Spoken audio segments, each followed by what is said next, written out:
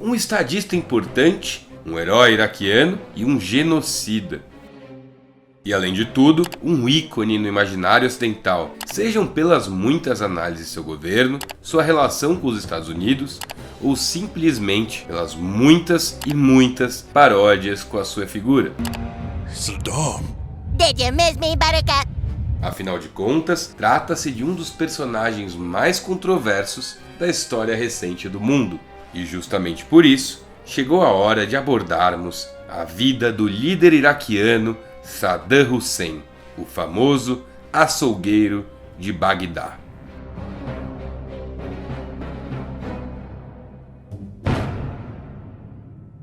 Saddam Hussein nasceu em 28 de abril de 1937 e, ao contrário da maior parte dos líderes, sentiu de perto as dificuldades de uma infância problemática e humilde. Oriundo de uma pequena tribo no interior do Iraque, de berço sunita, isso é importante, era filho de uma mãe paupérrima e viúva. Em razão disso, acabou sendo criado por um tio, Ibrahim al-Hassan, que foi uma espécie de pai do menino, dos 10 anos em diante. E esse tio gostava bastante de política.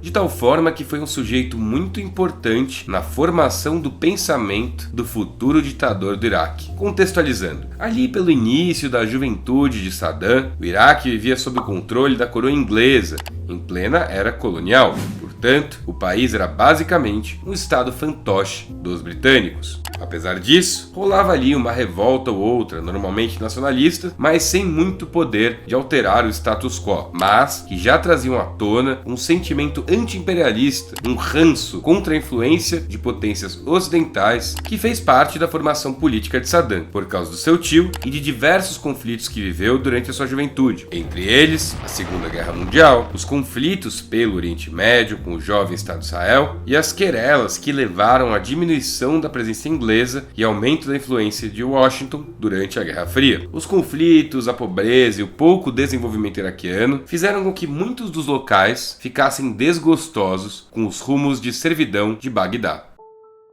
E com Saddam não foi diferente. No começo de sua idade adulta, ali pela década de 50, Saddam toma sua primeira ação decisiva para virar uma figura histórica. Ele vai para as fileiras de um jovem, porém influente partido chamado Ba'ath, que era, em linhas gerais, um partido de esquerda, secular e socialista, cujo programa defendia basicamente uma criação de um Estado universal árabe anti-imperialista.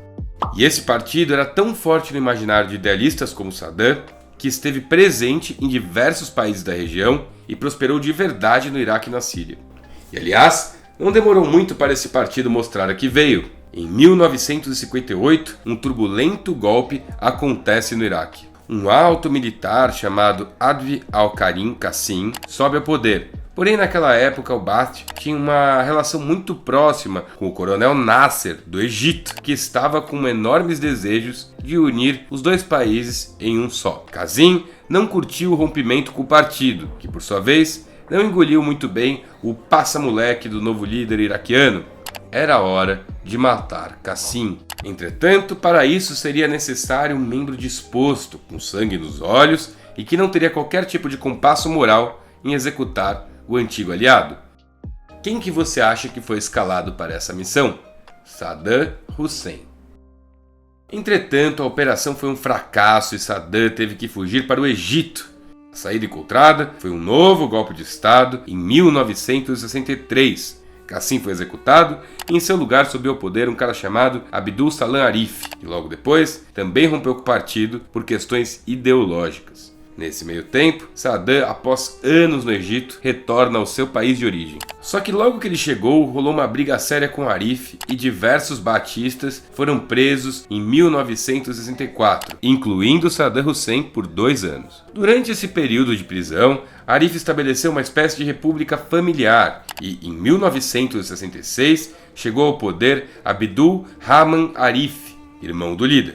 Logo no ano do início da presidência do irmão de Arif, Saddam conseguiu fugir da prisão e começou a mostrar imensas qualidades políticas, de tal forma que ascendeu consideravelmente no partido dos Baatistas. Em 1968, já era número 2 do partido e fez parte de um golpe de Estado que ficou conhecido como golpe do dia 17 de julho, em que subiu ao poder um sujeito de nome Ahmed Hassan al-Barq. Pois é, gente, como vocês podem perceber, por ali era golpe de Estado atrás de golpe de Estado e não tinha muito o que fazer não. Nessa nova ordem iraquiana, o presidente seria agora al-Barq, com o vice Saddam Hussein. Saddam, pela primeira vez, tinha de fato os instrumentos institucionais em suas mãos e já na época de militante, mostrava um enorme talento com inteligência e espionagem. Afinal de contas, em um Iraque onde os governos eram frequentemente derrubados e os líderes surpreendidos, para o governante de plantão, qualquer que fosse ele, ter uma boa agência de inteligência era, digamos, valiosíssimo, era fundamental. Saddam então cria uma polícia secreta de um nome que eu já peço desculpas pela minha pronúncia. Jihaz al-Mukhabarat al-Amma, ou Iraq Intelligence Service. O sucesso de décadas do Iraque e do Baath se deve a essa sofisticada polícia secreta de Saddam. Entretanto, como rola até mesmo nas agências de inteligência do Ocidente, como a CIA, o poder da espionagem iraquiana, inaugurada por Saddam Hussein, era profundamente contaminada do ponto de vista ideológico. Além disso, eles eram implacáveis com inimigos ao ponto de pessoas terem medo de falar qualquer coisa, mesmo entre si e em lugares públicos. Ainda enquanto vice, Saddam era um paranoico com níveis altíssimos de perversidade. Já de cara, começou a usar métodos de perseguição contra dois grupos étnicos em especial, os curdos e os xiitas. Lembra que a gente falou que ele foi de uma criação bem sunita? Então, muitos massacres foram feitos contra essa galera. Já no futuro, em 1988, lançaria até mesmo armas químicas em uma vila curda.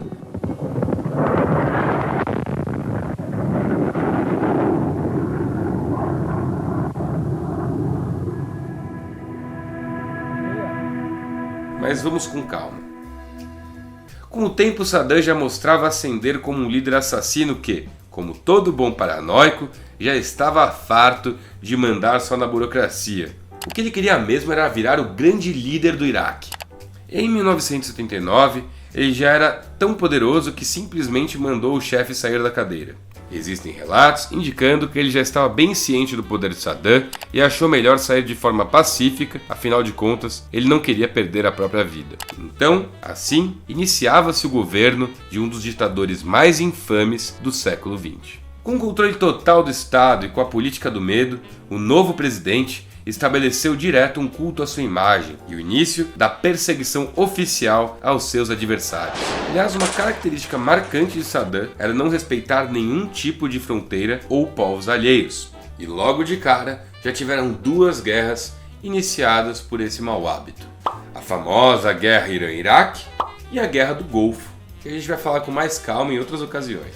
Esse comportamento fez com que a imagem internacional do líder iraquiano ficasse péssima, ainda que internamente o culto à sua personalidade continuasse bombando. Tudo isso ao mesmo tempo em que um dos piores genocídios da região estava acontecendo. Centenas de milhares de pessoas eram mortas graças à psicopatia política e à sua necessidade quase inexplicável de fazer inimigos.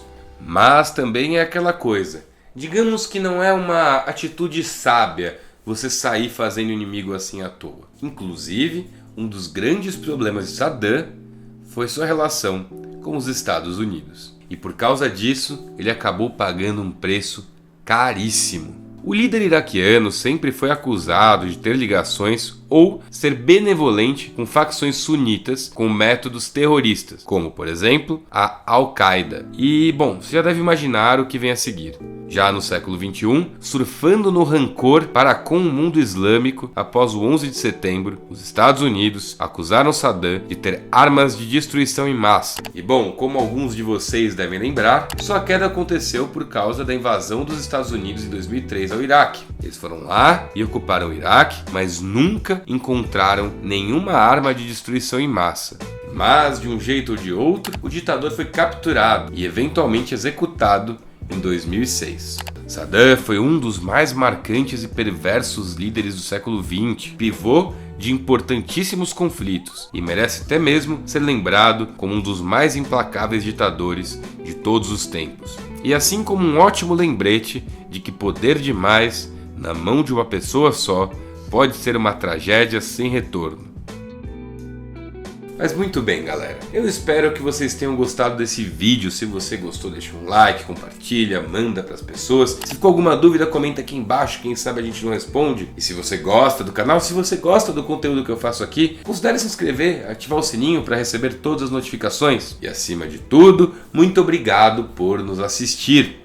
Um gigantesco abraço e tchau, tchau.